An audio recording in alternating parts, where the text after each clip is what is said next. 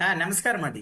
నమస్తే డాక్టర్. ఈ మధ్య కాలంలో మనం కార్డియక్ అరెస్ట్ అనేది ఎక్కువగా చూస్తున్నాం. లైక్ ఇప్పటి వరకు అయితే మెన్ లో ఎక్కువగా చూసాం. అంటే ఇప్పుడు మనం మొన్న వినాయక చవితి సెలబ్రేషన్స్ లో కూడా డాన్సులు చేస్తూ ఒక యంగ్ అబ్బాయి చనిపోవడం, చాలా సందర్భాల్లో ఈ మధ్య మనం పెళ్లిళ్లలో డాన్స్ చేస్తూ చనిపోవడం, అంటే ఆఫ్టర్ కరోనా హార్ట్ అటాక్ అనేది ఎక్కువ అయింది అనేది వింటూ ఉన్నాం.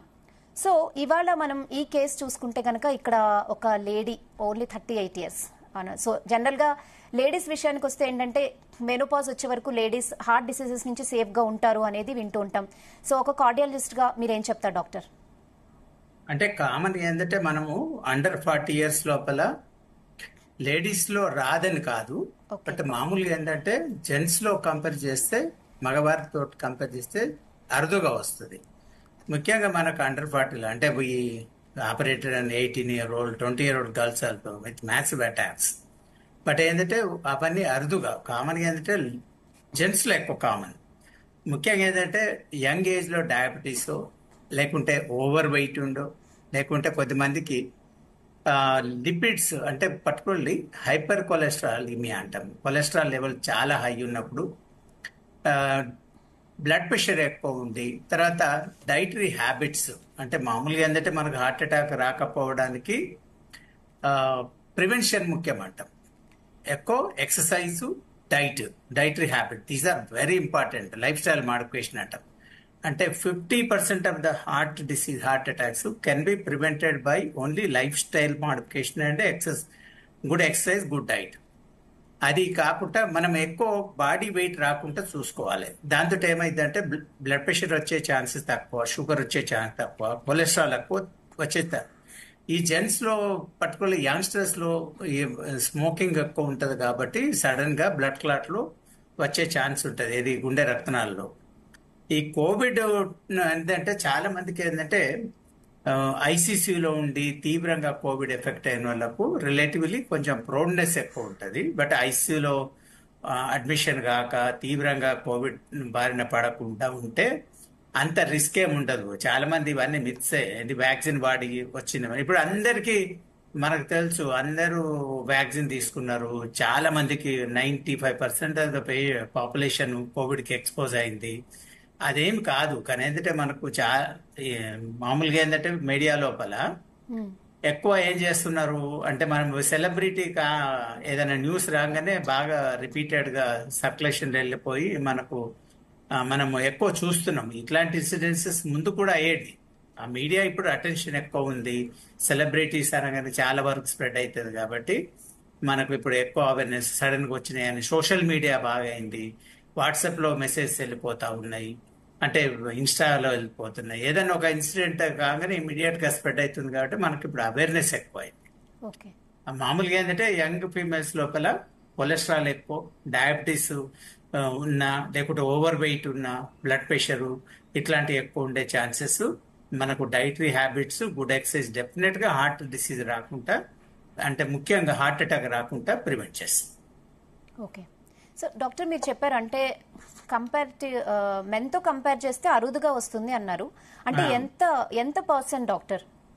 అంటే మామూలుగా చాలా రేర్ అమ్మా. మామూలుగా ఏంటంటే మెనోపాజ్ కంటే ముందు మహిళల్లో ఈస్ట్రోజన్ అనే హార్మోన్ ఉంటుంది. ఈస్ట్రోజన్ అనే హార్మోన్ మనకు ప్రొటెక్షన్ ఇస్తుంది, ఏది హార్ట్ అటాక్ రాకుండా. సో అందులో ఏంటంటే లేడీస్ లో post menopausal women they are equivalent to males in terms of getting heart attack. Risk అనేది ఆల్మోస్ట్ సేమ్ పోస్ట్ మెనోపాజ్ తర్వాత, మేల్స్ ఫీమేల్స్ తర్వాత. బట్ అండర్ 40 లోపల we suspect suppose strong history of diabetes ఉంది, or strong family history ఉంది, or లేదంటే బాగా కొద్దిమందికి ఏంటంటే పేరెంట్స్ లలో కొలెస్ట్రాల్ లెవెల్స్ హైపర్ కొలెస్ట్రాల్ అంటాం. పేరెంట్స్ లో ఉండకపోవచ్చు, గ్రాండ్ పేరెంట్స్ లో ఉండొచ్చు, స్కిప్ అవుతాయి అవి. హెట్రోజోగస్ అంటాం, హోమోజైగస్ హైపర్లిపిడీమియా అంటే అవుట్ ఆఫ్ 100 ఫ్యామిలీ మెంబర్స్ లో 50% డెఫినెట్ గా ఎఫెక్ట్ అవుతుంది.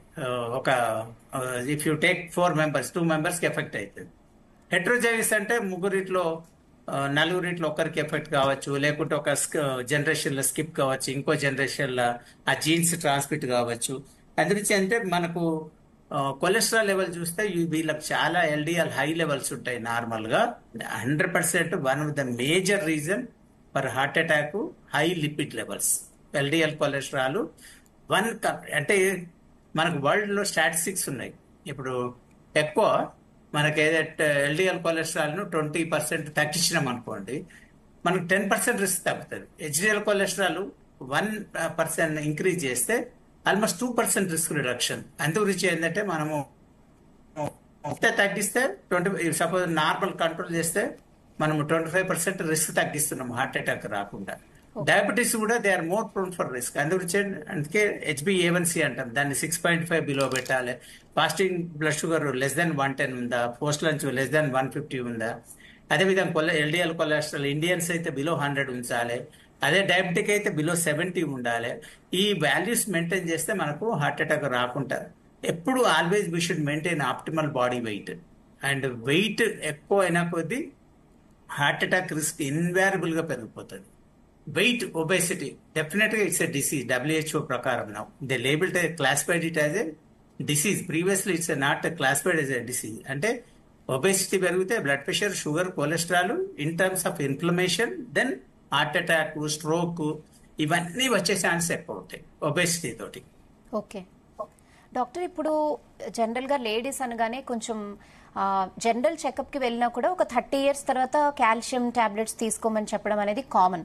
సో ఇప్పుడు వెళ్తున్న లేడీస్ కి ఏంటంటే ఆఫ్టర్ 40 years బ్లడ్ థిన్నర్స్ తీసుకోమంటున్నారు. ఇప్పుడు మీరు చెప్పారు ఎల్డిఎల్ కొలెస్ట్రాల్, హెచ్డిఎల్ కొలెస్ట్రాల్ గురించి.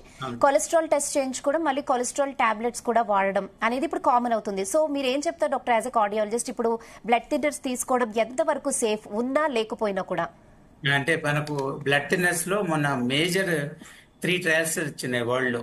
అంటే అసెంట్ ట్రయల్ అని, యాస్పైర్ ట్రయల్ అని. ప్రీవియస్ గా ఏంటంటే it was recommended for primary prevention. Heart attack, stroke రాకుండా యాస్పిరిన్ మాత్రలు ఇవన్నీ రెగ్యులర్ వాడు. ఇప్పుడు రీసెంట్ గైడ్ లైన్స్ ప్రకారము primary prevention there is no role for blood thinners to prevent the heart attack or stroke.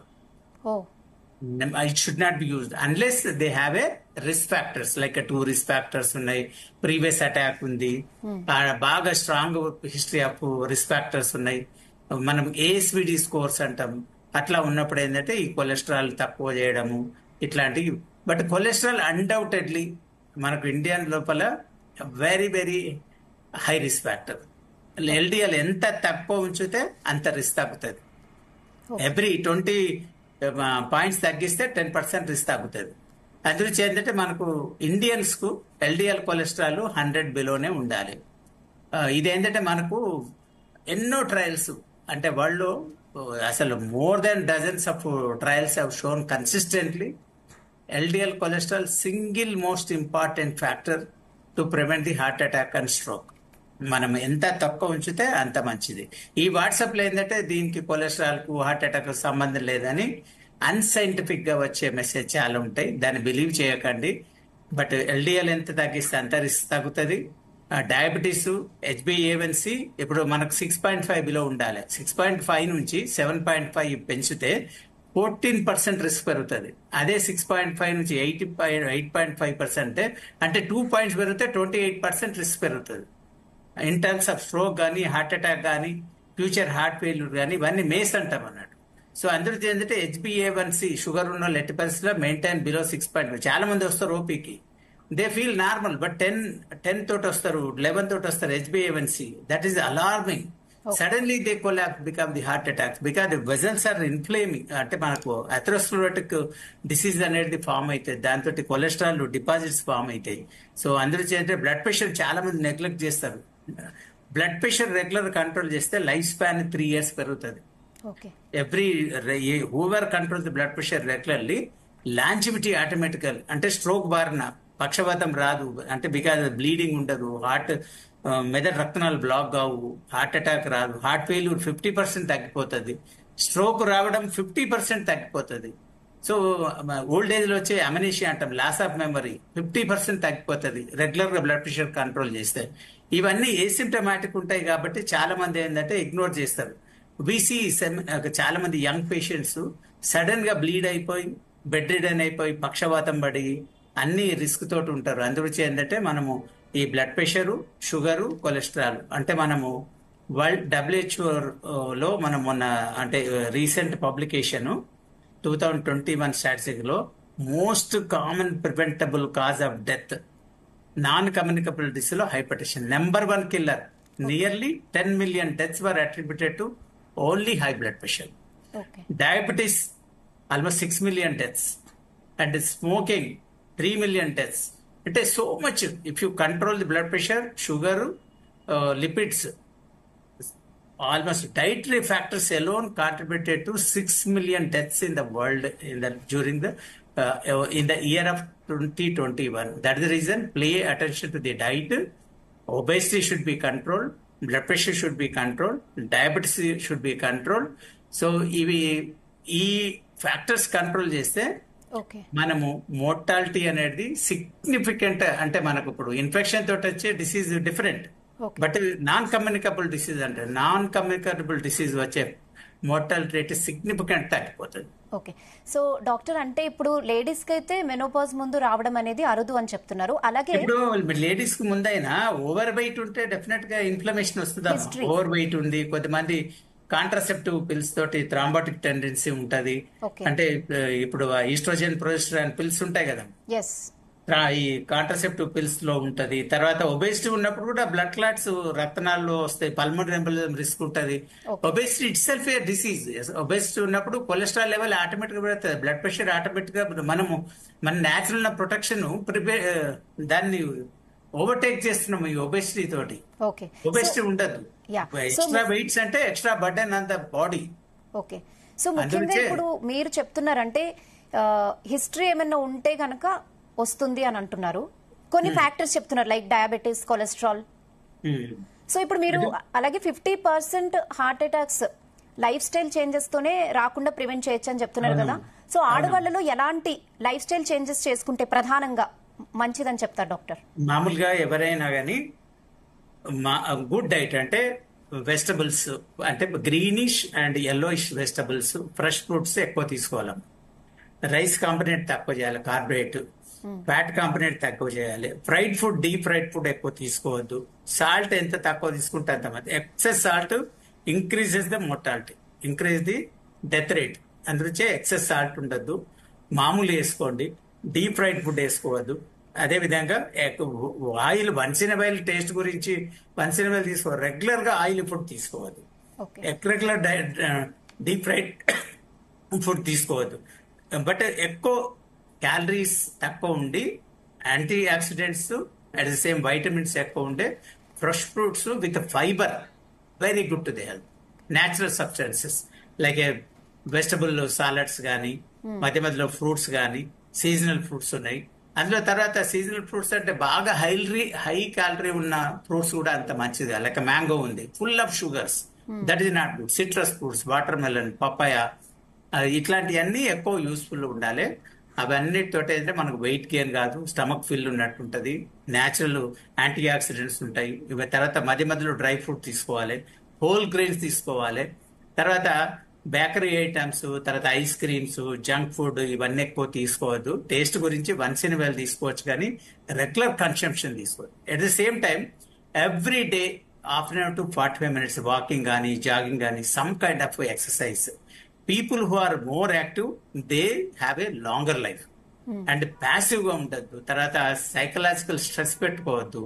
ఇవన్నీ psychological stress ఎక్కువ ఉంటే కూడా studies have shown very clear, depression ఉన్నా, ఓవర్ స్ట్రెస్ ఉన్నా, those people are going to die early compared to the people who are pleasant, peaceful and who are stress free. So అందువల్ల ఏంటంటే social గా కానీ, mental కానీ, physical కానీ అన్ని హ్యాపీగా ఉండాలి. అండ్ తర్వాత గుడ్ పర్సనల్ రిలేషన్షిప్ ఉండాలి, గుడ్ డైట్, గుడ్ ఎక్సర్సైజ్, ఇవన్నీ ఒక డిసిప్లిన్ లైఫ్ ఉంటే డెఫినెట్ గా మనకు లాంజివిటీ అనేటువంటి గుడ్ హెల్త్ తోటి ఉంటారు తర్వాత. ఓకే. అండ్ ఎక్సర్సైజెస్ విషయంలో బేసిక్ ఎలాంటివి చేస్తే అంటే అందరూ ఈజీగా చేసుకోగలే బేసిక్ ఎక్సర్సైజ్ ఏంటో చెప్పగలరు? మామూలుగా ఎనీ ఫిజికల్ యాక్టివిటీ మనకు డెఫినెట్ గా లాంజివిటీ అనేది పెంచుతుంది. ఎనీ ఫిజికల్ యాక్టివిటీ ముఖ్యంగా మనకు ఉన్న ప్లేస్ లో చాలా మంది గ్రౌండ్ లేదు, అటుపోకుంటే ఇంట్లోనే వాక్ చేయండి. ఇంట్లోనే ఒక హాఫ్ అన్ అవర్ ఉన్న క్యారిడార్లను మనకు ఉన్న రూములను సమ్ యాక్టివిటీ వాకింగ్ చేయడము, మజిల్ స్ట్రెచింగ్ ఎక్సర్సైజ్ చేయడము, తర్వాత మనకి ఎవరికైనా రివర్ కానీ లేకుంటే వాటర్ ట్యాంక్ దగ్గర ఉంటే మనకేమన్నా ఏది స్విమ్మింగ్ చేసుకోవడము, సైక్లింగ్ చేసుకోవడము, అంటే these are all isotonic exercise. Treadmill ఉంటే treadmill, some kind of physical activity definite గా మనకు చాలా బాగుంటుంది హార్ట్ కు. ఐసోటానిక్స్ ఎక్సర్సైజ్ ముఖ్యంగా ఏంటంటే హార్ట్ చాంబర్ కెపాసిటీ పెరుగుతుంది, హార్ట్ మజిల్ పర్ఫార్మెన్స్ ఇంప్రూవ్ అవుతుంది ఐసోటానిక్ ఎక్సర్సైజ్ తోటి. హార్ట్ మీద బర్డెన్ తగ్గుతుంది, ఓవరాల్ ది హార్ట్ వాల్యూమ్ పెరిగి దాని పంపింగ్ కెపాసిటీ పెరుగుతుంది. తర్వాత ఎక్సర్సైజ్ తోటి అడ్వాంటేజ్ అంటే రక్తనాలు, చిన్న చిన్న రక్తనాలు ఉంటాయి, కొలెటరల్స్ ఉంటాయి, అవన్నీ ఓపెన్ అవుతాయి. ఎప్పుడైనా అటాక్ వచ్చినప్పుడు కూడా ఈ కొలెటరల్స్ ఏదైతే అటాక్ రాలేదో ఆ రక్తనాళానికి సపోర్ట్ ఇస్తాయి కాబట్టి they do better compare to the. అందుకే ఇప్పుడు మనకు హార్ట్ అటాక్ వచ్చినప్పుడు ఒక అక్రెస్ సోల్జర్ ఎక్సర్సైజ్ చేసే పర్సన్ కంటే సెడెంటరీ ఉండి వైట్ కాలర్ జాబులు ఉండి ఫిజికల్ యాక్టివ్ లేని పర్సన్ లో మోర్టాలిటీ ఎక్కువ ఉంటుంది. ఎందుకంటే వాళ్ళకి కొలెటరల్స్ అనేవి వాళ్ళల్లో డెవలప్ కావు. అందుకు ఏంటంటే గుడ్ ఫిజికల్ ఎక్సర్సైజ్, మనకు running, jogging, what ever kind of physical exercise definitely.